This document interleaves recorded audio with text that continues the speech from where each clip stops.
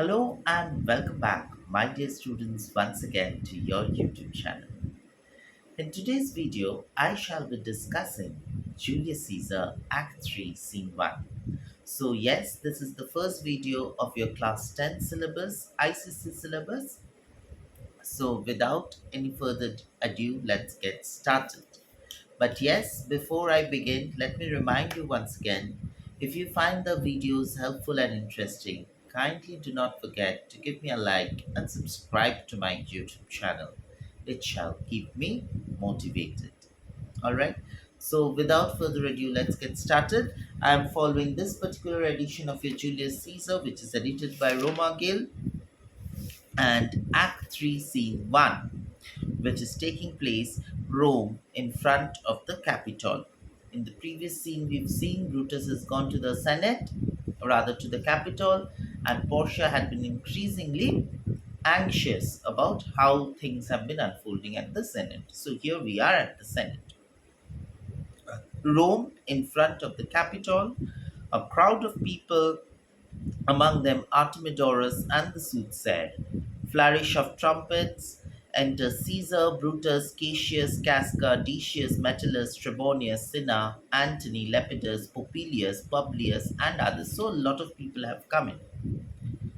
Caesar says to the soothsayer, "The Ides of March are come." So it's already the 15th of March today. Soothsayer, "Aye, Caesar, but not gone." Yes, it has come, but not gone. Remember, the soothsayer had warned previous occasion, Act 1, Scene 2, that be aware of the Ides of March. So Caesar is now telling to the soothsayer, the Ides of March have come and nothing has happened. So this is the arrogance and overconfidence of Caesar. Sooth said, "I, Caesar, but not gone." So he's still warning. Yes, it is definitely here, but then the day isn't over yet. Artemidorus, "Hell, Caesar, read this schedule," and he presents Caesar with a letter. Now remember, Artemidorus had categorically mentioned in his letter about the people whom Caesar should be careful and cautious against. Decius, "Trebonius doth desire you to overread at your best leisure this his humble suit request." So Trebonius, Decius Brutus says that Trebonius has also brought in a schedule, a letter, and he also wishes you to read it at your best leisure possible. Artemidorus, "O Caesar, read mine first, for mine's is a suit that touches Caesar nearer." "Oh, Caesar, please read my letter first, because it is something which is more important to you personally. Nearer is personally. Read it, great Caesar." Caesar, "What touches us ourselves shall be last served." This is his overconfidence, Caesar's overconfidence. And he's trying to act extremely noble. He says, "What is personally important to me shall be last served." "Delay not, Caesar, read it instantly." There's the sense of urgency in Artemidorus' voice. He's saying, kindly do not delay it. Please read it at the earliest. What is the fellow mad? And Caesar is feeling very irritated. I'm telling him that I'll read it whenever I get time. Why is he in such a bad condition? Why is he constantly pressing me to read it at the earliest? "Sirrah, give place." And Publius says, "Please move aside." Caesar, "What urge you your petitions in the street? Come to the Capitol. Why are you out on the street with the letters? Come to the Capitol. We'll have a word there." Caesar goes up to the Senate House, the rest following. Popilus says, "These are all important people of Rome." Popilus says, "I wish your enterprise today may thrive. I wish you all the best for your job." And Cassius becomes increasingly suspicious, saying, "What is this fellow aware of what we've planned? What they have planned is Caesar's murder." So he gets extremely worked up. What does this fellow know what we've planned? Cassius, "What enterprise, Popilius?" Popilius, "Fare you well." And he does not say much, he just says goodbye. Brutus, "What said Populus Lina? What did Populus Lina say?" Cassius, "He wished today our enterprise might thrive. I fear a purpose is discovered. So Cassius is extremely fearful and apprehensive. For the first time, we see Cassius being worried that his plans are revealed. So he says that Populus Lena wished me good luck and then he did not say much. So I'm afraid that our plan has been revealed. Brutus, look how he makes to Caesar. Mark him. See how he is moving towards Caesar. Keep an eye on him. Cassius. Casca, be sudden, for we fear prevention. He's instantly instructing Casca that if you have to stab Caesar, please do it all of a sudden because I fear that people might try to, save Caesar. Brutus, what shall be done? If this be known, Cassius or Caesar shall turn back, for I will slay myself. So he's asking Brutus for suggestion that what should we do now? For if this be known, if the plan is revealed, either Casca or Caesar, or either Cassius or Caesar shall return. Because if the plan is revealed, Caesar is going to kill himself because otherwise he'll be caught by you know, by Caesar's administration and he will be anyway put it through trial. So he does not wish to do that. He says, I'll murder myself. Brutus, Cassius, be constant. Cassius, do not look so worried. Be firm in your purpose. Populus Lena speaks not of our purposes, for look, he smiles, and Caesar doth not change. Brutus is a good observer. He says, see, Populus Lena is talking to Caesar, but Caesar is smiling. I'm sorry, but yes, Caesar is smiling and Caesar is not changing also. I'm sorry, Caesar is not smiling. My dear students, it's Populus Lena who's smiling, and Brutus is pointing that out that Populus Lena is smiling and Caesar has remained unperturbed. The point is, they are not discussing things very serious. Otherwise, Populus Lena would not smile, and Brutus would not, Caesar would not remain stoic. Cassius. Trebonius knows his time, for you look, Brutus, he draws Mark Antony out of the way. So Cassius has assigned particular role or particular task to individuals. Okay. And of that, Casca is the first one who's going to stab Caesar. Second work assigned to Trebonius is that he's supposed to lead Antony away from Caesar. Why? Because Antony is an individual who intensely loves Caesar. And if Antony is around, he would try to protect Caesar, and these men would not be successful in their task. So he tells that Trebonius knows his task and he is leading Antony out of the way. And Antony and Trebonius leave. Decius, where is Metellus Cimber? Let him go and presently prefer his suit to Caesar. Where is Metellus Cimber? Let him come and request to Caesar whatever his demands are and place his demands in front of Caesar. He is addressed, press near and second him. He has already presented his views. Please come and support him. Cinna tells Casca once again, Casca, you're the first that rears your hand. You're the first that stabs with your hand. Stabs whom? Stabs Caesar. Caesar, are we all ready? What is now amiss that Caesar and his Senate must redress? So Caesar says, what is the problem? Why are you people talking in pockets? What is it that Caesar needs to address? Tell me. Metellus Cimber. Now, Metellus Cimber has come to present his case before him. He has a brother called Publius Cimber. And Publius Cimber has been thrown out of Rome. Okay, he's been banished out of Rome because of his apparent involvement in some conspiracy. All right. So Metellus Cimber has come to request to Caesar that please forgive my brother and ask him to come back. Now the moot point is, see, these people have gathered here to murder Caesar. So they wish to create a confusion. Okay. In this confusion, they would be able to stab Caesar. Metellus Simba knows it too well that Caesar would never agree to whatever he's going to say, because his brother Publius Simba has been banished by law of Rome. So Caesar will no way go against the law. Alright. Knowing this fully, Metellus Simba has come so that when Caesar refuses, there is this confusion created, and in that confusion, they will be able to stab Caesar. Followed. Let's see.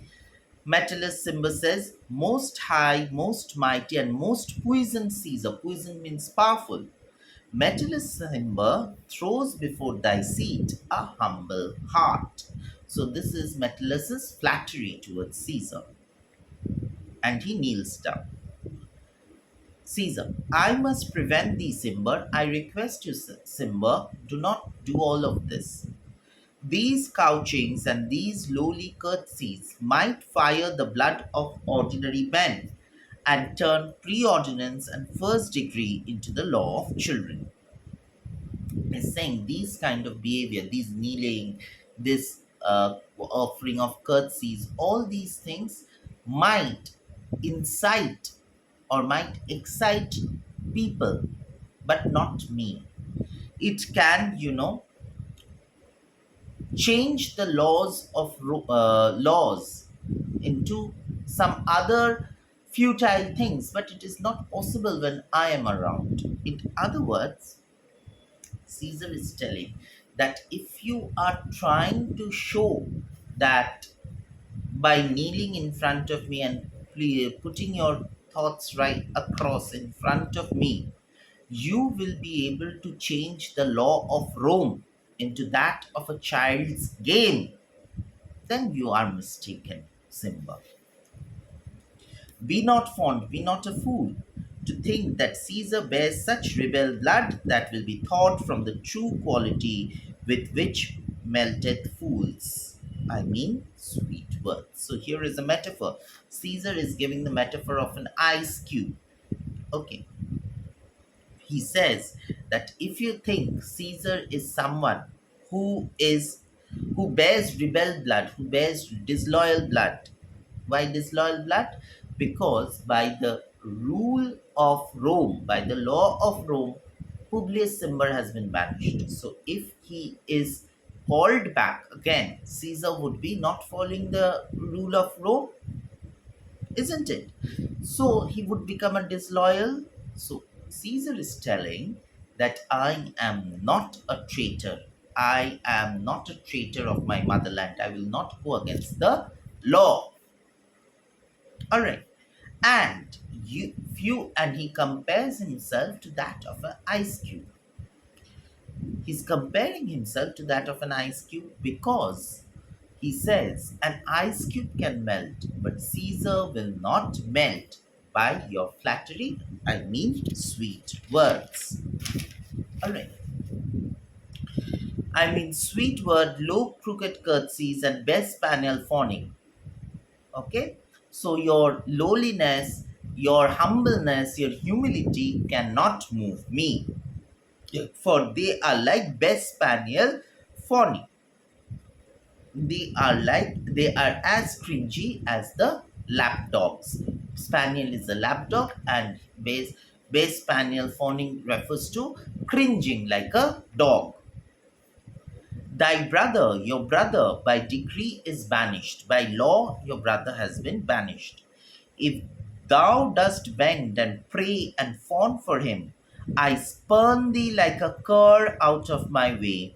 No Caesar doth no wrong, nor without cause will he be satisfied. So, if dost thou bend and pray, if you are bending and praying for him, I will spurn thee, I'll kick you like a cur. Cur is a dog. You've come across this in your Merchant of Venice also. Okay, like a cur out of my way. And please understand, Caesar himself does no wrong and also promotes no wrong thing. So, what Metellus Cimber is constantly pleading for amnesty.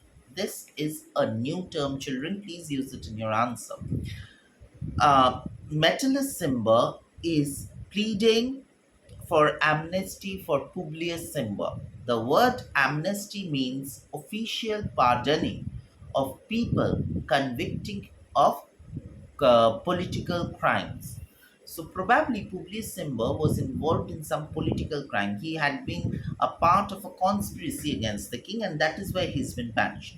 So Metellus Cimber is pleading for amnesty. That is official pardon, okay, for the political crime that he has committed. Metellus, is there no voice more worthy than my own to sound more sweetly in great Caesar's ears for repealing of my banished brother? So Caesar has turned down the offer, and Metellus Cimber is saying, is there no one who can request Caesar on my behalf? Brutus, I kiss thy hand, but not in flattery, Caesar. So Brutus steps in, desiring thee that Publius Cimber may have an immediate freedom of repeal. So Brutus says, I kiss your hand as a mark of tribute and not as a mark of, flattery. And I too believe that you should grant Publius Cimber his freedom to come back. What, Brutus? Even you, Brutus, is asking for this? Cassius, pardon Caesar, Caesar pardon. As low as to thy foot doth Cassius fall to beg enfranchisement for Publius Cimber. Enfranchisement refers to the permission to call back. So Cassius is telling, even I am kneeling before you and requesting for Publius Cimber's recall. So see, these people are on purpose doing this so that they want to show in front of the common men of Rome, see how humble we've been in front of Caesar. And Caesar turned us down. That is why we've killed Caesar. Caesar says, I could be well moved if I were you. Had I been as inconsistent as you, I would have been moved by your prayers. If I could pray to move, prayers would move me. But I am constant as the northern star. Northern star you've come across is in your geography books, it's the pole star, of whose true fixed and resting quality there is no fellow in the firmament. So he says, I am like the North Star, like the pole star, who remains fixed in his position in the sky. So in temperament, I am like the North Star, very constant in the sky. The skies are painted with unnumbered sparks. Sparks are stars, but they are all fire, and everyone doth shine. But there is but one in all doth hold his place, so in the world. So in the sky there are innumerable stars, but they are all stars. They all shine, they all burn with fire, except one. All stars change their position except one, that is the pole star.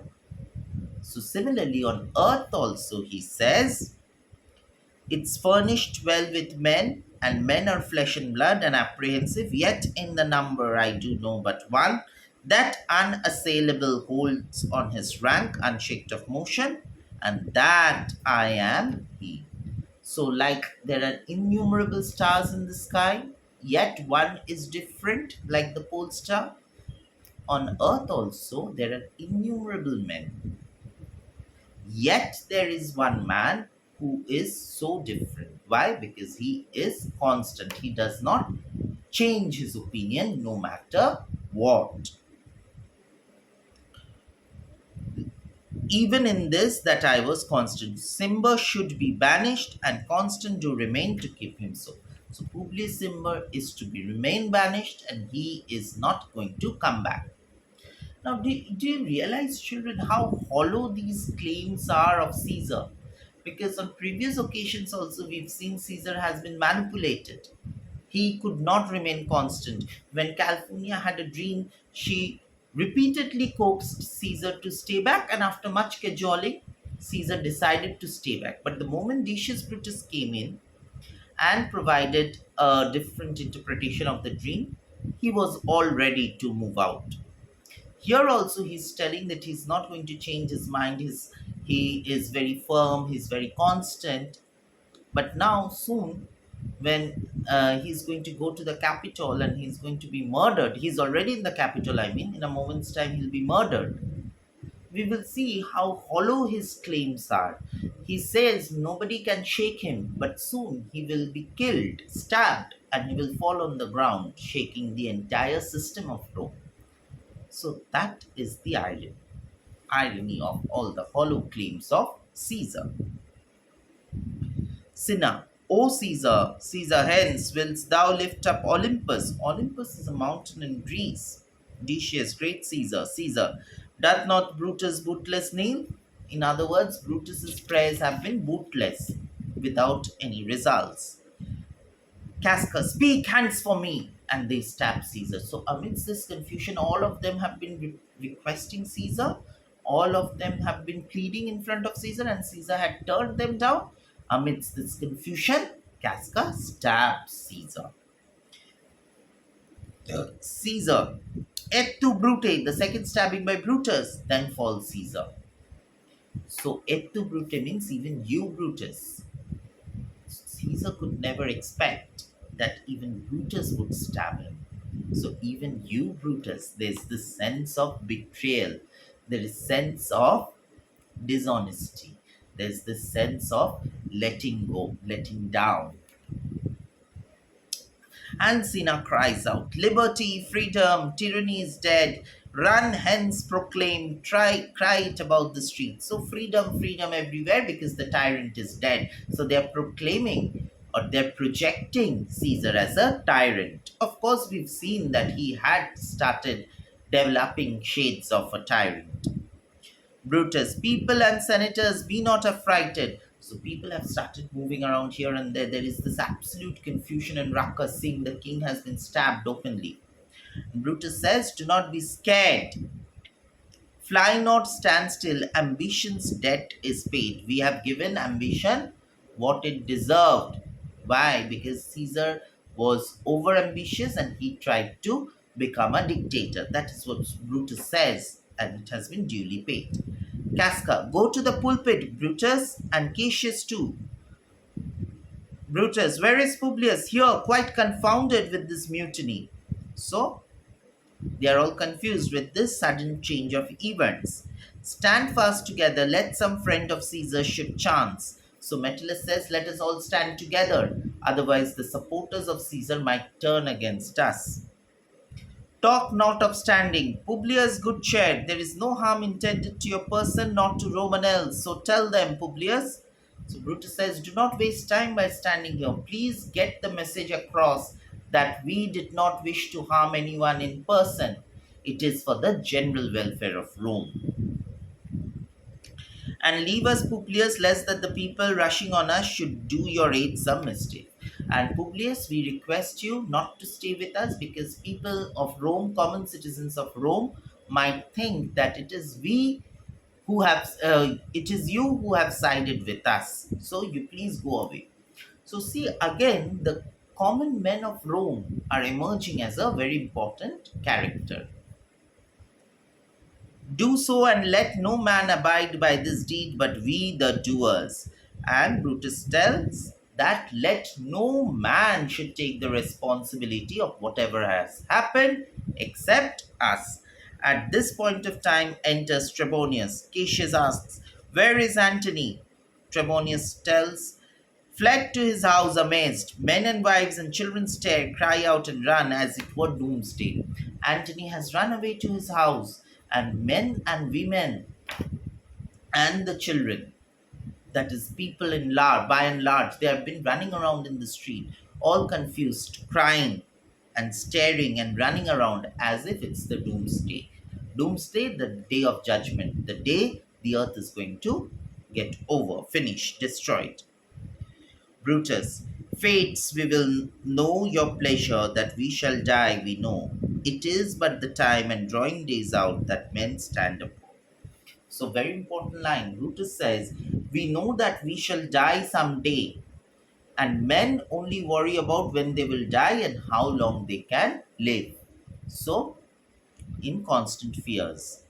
Why he that cuts off 20 years of his life cuts off so many years of fearing death? That same line gets repeated. Cowards die many times before their death. The brave dies only once. In previous occasions, Caesar had said this, and so Casca is kind of echoing those words.